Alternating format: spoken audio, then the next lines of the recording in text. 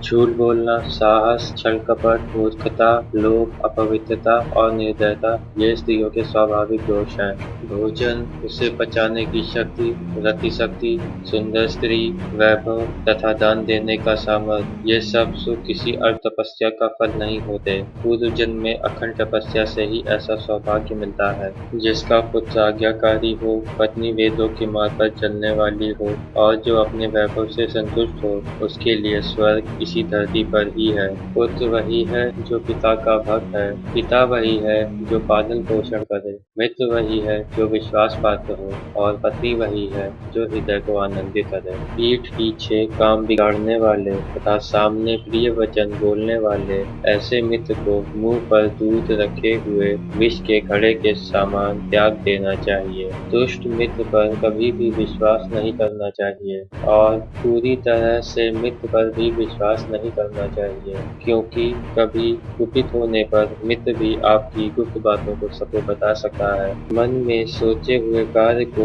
मुंह से बाहर नहीं निकालना चाहिए। मंत्र के समान गुप्त रखकर उसकी रक्षा करनी चाहिए। गुप्त रखकर ही उस काम को करना चाहिए। प्रत्येक पर्वत पर मणि नहीं मिलती, न प्रत्येक हाथी के मस्तक में गजमुक्ता मणि होती है। सभी वनों में चंदन के वृक्ष नहीं होते। इसी प्रकार संसार में मनुष्यों की कमी न होने पर भी साधु पुरुष सब जगह नहीं मिलते। विद्वान पुरुषों को चाहिए कि अपने पुत्र को सदाचार की सिखातें। सदाचारी पुत्र ही कुल में पूजे जाते हैं। अर्थात पिता का सबसे बड़ा दायित्व है कि वह अपने पुत्र को अच्छी शिक्षा उपलब्ध कराए। जो माता पिता अपने पुत्रों को उचित शिक्षा उपलब्ध नहीं कराते, वह उनके सबसे बड़े शत्रु हैं। बिना पढ़ा लिखा व्यक्ति पढ़े लिखे लोगों के बीच में हंसों में कौवे के समान शोभा नहीं पाता। अधिक लाड़ प्यार से शिष्य बिगड़ सकते हैं, इसलिए आवश्यक है कि उन्हें उचित लाड़ प्यार ही किया जाए। व्यक्ति को चाहिए कि वह किसी एक श्लोक का या आधे या उसके भी आधे अथवा एक अक्षर का ही मनन करे। मनन, अध्ययन, दान आदि कार्य करते हुए दिन को सार्थक बनाना चाहिए। पत्नी से वियोग, अपने लोगों से अपमानित होना,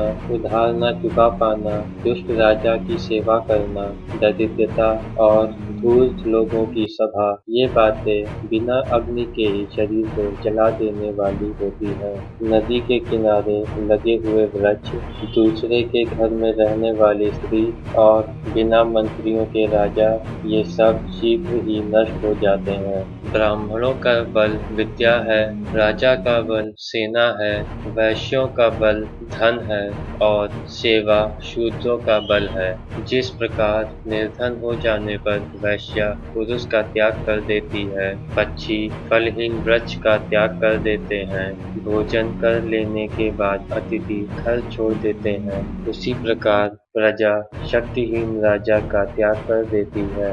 दक्षिणा लेने के पश्चात ब्राह्मण यजमान को छोड़ देता है।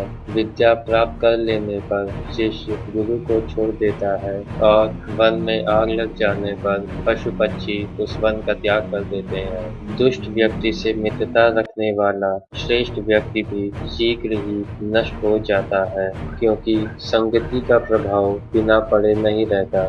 एक ही स्तर के लोगों के बीच में मित्रता शोभा देती है।